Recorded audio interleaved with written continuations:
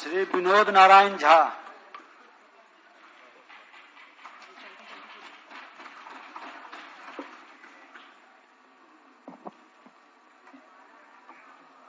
माननीय अध्यक्ष महोदय,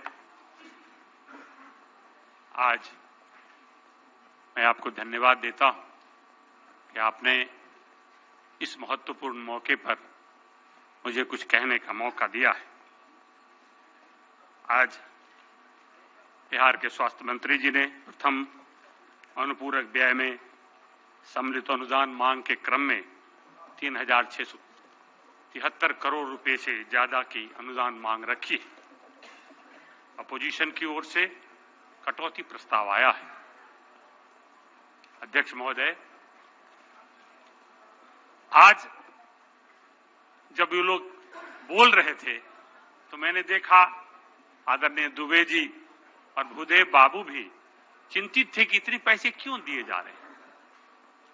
यदि आप संवेदनशील होते तो आज आप कहते कि पैसे की ज्यादा जरूरत है, लोगों की जान बचाने की जरूरत है। दुनिया में जो महामारी आई है वो महामारी से मुकाबला की जरूरत है।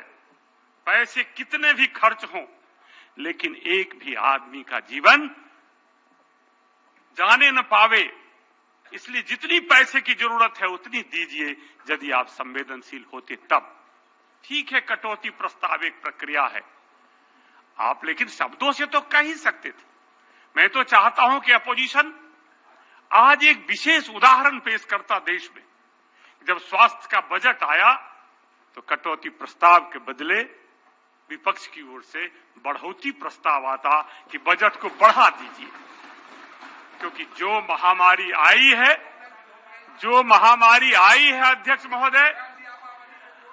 अध्यक्ष महोदय, जो महामारी आई है दुनिया ने इसकी कल्पना नहीं की थी।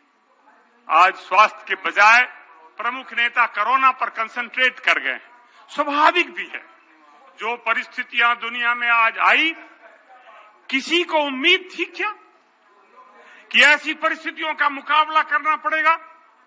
जब हम बोला करते थे तो कहते थे कि महामारियां, खासकर पेंडेमिक जो वर्ल्ड वाइड होती है, वो एपिडेमिक तो आ सकता है, लेकिन पेंडेमिक तो इतिहास की वस्तुएं हो गई है।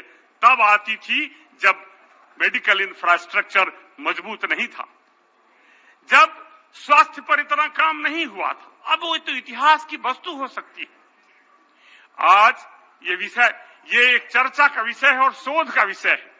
ब्रिटेन, नॉर्वे और अमेरिका के वैज्ञानिकों ने दावा किया है कि ये प्राकृतिक नहीं है, ये मैन मेड है, ये लेबोरेटरी में किया गया है। वुहान के वायरोलॉजिकल सेंटर पर उंगलियां उठ रही है। इतनी बड़ी आपदा आई इस दुनिया में। मुझे एक पुरानी आपदा की कहानी मैंने इसी क्रम में पढ़ा है। 1918 ईस्वी में यह स्पेनिश इन्फ्लुएंजा आया था, जिसके सिम्टम्स कोरोना से मिलते जुलते थे या बराबर ही थे। फर्स्ट वर्ल्ड वॉर के बाद हमारे सैनिक लौट रहे थे स्पेन से, और बम्बई बंदरगाह पर एक सप्ताह से ज्यादा तकनीकी कारणों से उन्हें रुकना पड़ा। और जब बाहर निकले तो उसमें से सैकड़ों लोग स्पेनिश इन्फ्लुएंजा के शिकार थे। और जब वो लोग देश भर में अपने अपने गांव गए, पूरे भारत में ये स्पेनिश इन्फ्लुएंजा फैल गया। और आपको जानकर आश्चर्य होगा कि उस समय भारत की आबादी 8 करोड़ थी, और उस 8 करोड़ में कई लोगों का जो आंकड़े आए हैं एनजीओज और बाकी के, वो आंकड़े हैं कि उस स्पेनिश इन्फ्लुएंजा में 1,80,00,000 लोगों ने जान गंवा दी। 8 करोड़ आबादी में 1,80,00,000 लोगों को जान चली गई। आज जब ये आया, हम सावधान थे।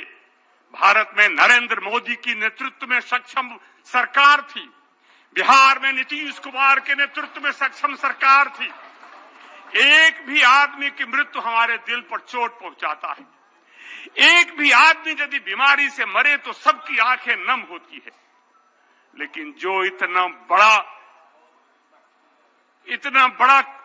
क्राइसिस आया, मानवता के खिलाफ 100 वर्षों के बाद इतना बड़ा क्राइसिस आया, उस क्राइसिस का मुकाबला जिस ताकत के साथ, जिस हिम्मत के साथ और जिस तरह से संवेदनशीलता के साथ भारत की सरकार और बिहार सरकार ने किया, आज तो मैं चाहता कि बिहार विधानसभा उनकी तारीफ करे, उनकी प्रशंसा करे और उनमें प्रस्ताव पास करे।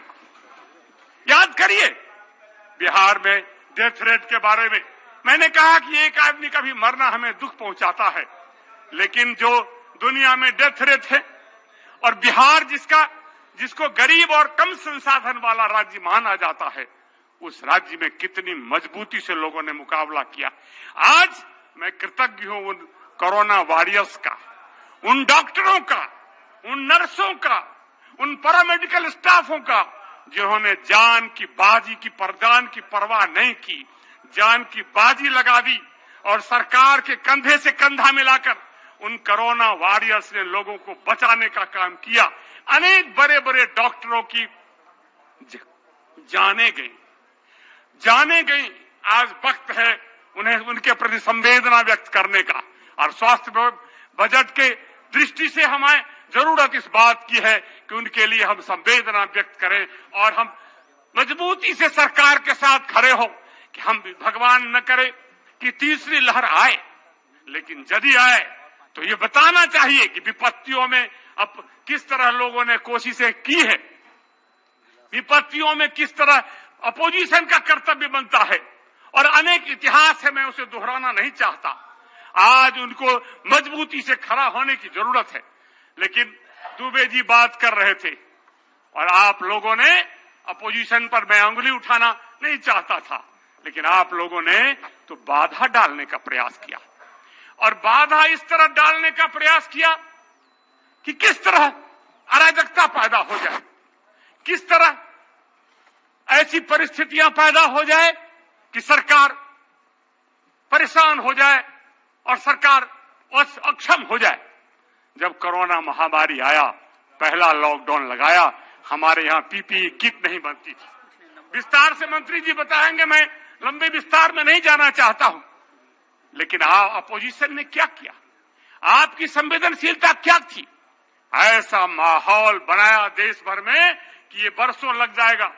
गलत हो गया, ये गलत हो गया, और लोग पैदल चल पड़े। किन कठिन परिस्थितियों में चल पड़े। यदि देश, राजनीतिक दल और मीडिया साथ होता और लोगों में यह माहौल बनाने की कोशिश होती कि महीने 2 महीने की बात है और उसका होता, मैं उसके विस्तार में नहीं जाना चाहता, लेकिन आपकी असंवेदनशीलता के कारण परिस्थितियां बिगड़ी, आपकी असंवेदनशीलता के कारण माहौल खराब हुआ और लोग पैदल चल पड़े। लेकिन मैं फिर धन्यवाद देता हूं बिहार की सरकार को कि बाहर से आने वाले किसी भी लोगों को, बिहार से आने वाले हमारे प्रवासियों को, बिहार उनका घर है, बिहार के वो बेटे हैं, उनको कहीं रोका नहीं। उनके खाने की, उनके रहने की इस सरकार ने व्यवस्था की, और आप जो अराजकता पैदा करना चाहते थे, आपके मंसूबे धरे के धरे रह गए। बिहार की जनता आराम से करते रह गए। आप कहते हैं कि इंफ्रास्ट्रक्चर नहीं था, आप लोगों को भी मौका मिला है। दुबे जी, मैं पूछना चाहता हूं, वरिष्ठ सदस्य हैं, बिहार में कितने मेडिकल कॉलेज थे? आजादी के 50-60 साल के बाद याद करिए कितने मेडिकल कॉलेज थे बिहार में। आप याद करिए।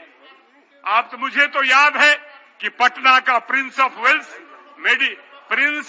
मेडिकल कॉलेज अंग्रेजों ने बनाया आजादी से पहले, और अंग्रेजों ने बनाया। और दूसरा मेडिकल कॉलेज दरभंगा का, महाराज दरभंगा ने 45 ईस्वी 46 ईस्वी में 300 एकड़ जमीन देकर प्रारंभ की। आप कितने बनाने में सफल हुए, कितने बनाने में आप सफल हुए? आप जरा एक बार इसको देख लीजिए।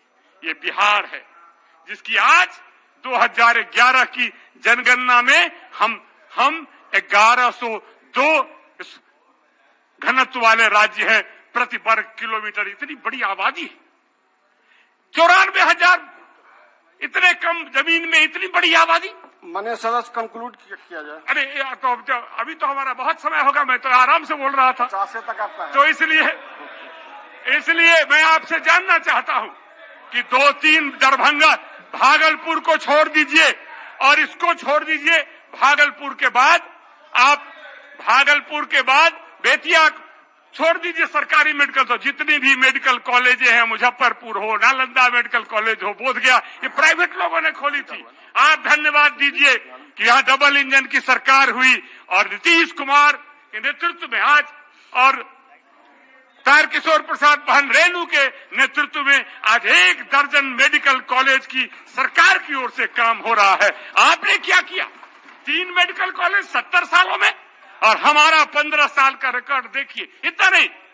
इतना ही नहीं, वो नर्सिंग कॉलेज हो, पैरामेडिकल कॉलेज हो, पैरामेडिकल हो, हर जिला भर में नर्सिंग कॉलेज हो। मैं तो पूरी तैयारी में था, मुझे बताया था कि आपको लंबा बोलना है, लेकिन कोई हर्ज नहीं है, इतना ही काफी है। बहन बोल रही थी, मोहनिया की विधायिका, मैं उनको याद दिलाता हूं, आप ये भी पढ़ लीजिए कि 2005 से पहले मातृ मृत्यु दर क्या थी। आप ये आंकड़े भी ले आइए कि शिशु मृत्यु दर क्या थी। पूरे बिहार में टीकाकरण सिर्फ 11% था। माएँ संस्थागत प्रसव के लिए नहीं आती थी और मौत के शिकार होती। तो कैसे बैठ जाए, डायरेक्शन दे रहे हैं।